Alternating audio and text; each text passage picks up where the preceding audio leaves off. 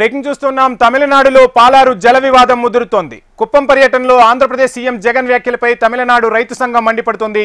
Tirupattur collectorate దగ్గర రైతు సంఘం నేతలు సీఎం జగన్ వ్యాఖ్యలను నిరసిస్తూ ధర్నా చేపట్టారు. పాలారు నదిపై చెక్ డ్యాం నిర్మిస్తామని ఆంధ్రప్రదేశ్ సర్కార్ చెప్పడంతో తమ హక్కులను హరించొద్దని కోరుతున్నారు తమిళనాడు రైతులు.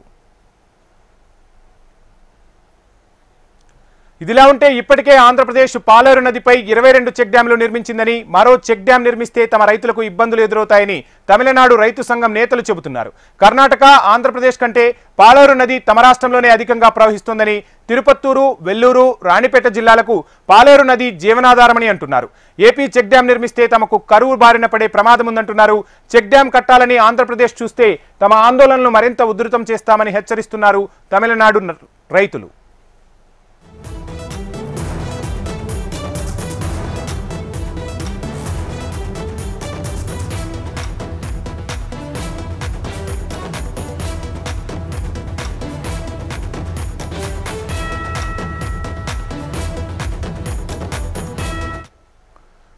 తమిళనాడులో పాలారు జల వివాదం ముదురుతోంది.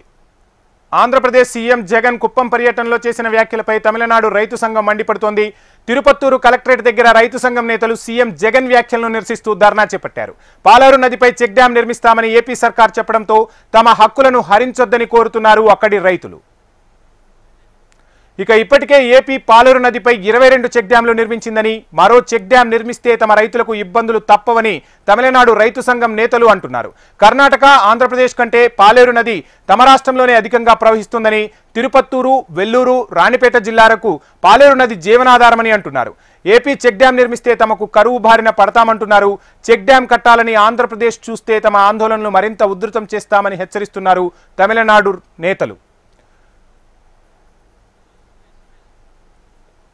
ఇదే అంశానికి సంబంధించి మరిన్ని డీటెయిల్స్ మా ప్రతినిధి సురేష్ అందిస్తారు. సురేష్, రైట్ వంశీ, ఏదైతే గత నెలలో సీఎం జగన్మోహన్ రెడ్డి కుప్పం పర్యటన సందర్భంగా చేసిన వ్యాఖ్యలు ఇప్పుడు వివాదం అవుతున్నాయి.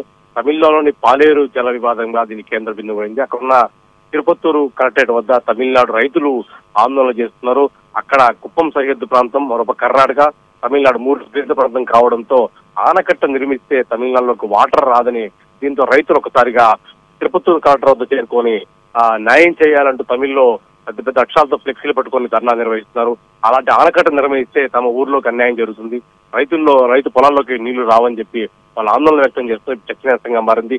గతంలో ఈ కేసు సంబంధించి ఈ పాలేరు జల వివాదం సుప్రీంకోర్టు వరకు వెళ్ళింది. అక్కడ స్టే ఆర్డర్ కూడా ఉన్నప్పటికీ తాజాగా సీఎం జగన్మోహన్ రెడ్డి ఈ ఆనకట్టు కుప్పం సరిహద్దు రావడంతో నిర్మించేందుకు శిలాఫలకాన్ని వేయడంతోనే ఈ వివాదం రాజుకుంది. ఒక పక్క తమిళనాడు రైతు పెద్ద ఎత్తున ఆందోళన చేస్తున్నారు. దీన్ని ఆపకపోతే ఉధృతం చేస్తామని చెప్పి వాళ్ళు వ్యాఖ్యానించే పరిస్థితి కనబడుతుంది. ఇది ఎక్కడ దారి తీస్తుందో అని పొలిటికల్ సర్కిల్స్ లో చర్చ జరుగుతుంది. మరోపక్క ఈ వ్యవహారం మొత్తం సుప్రీంకోర్టు పరిధిలో ఉంది. ఉంది. Thank you Suresh.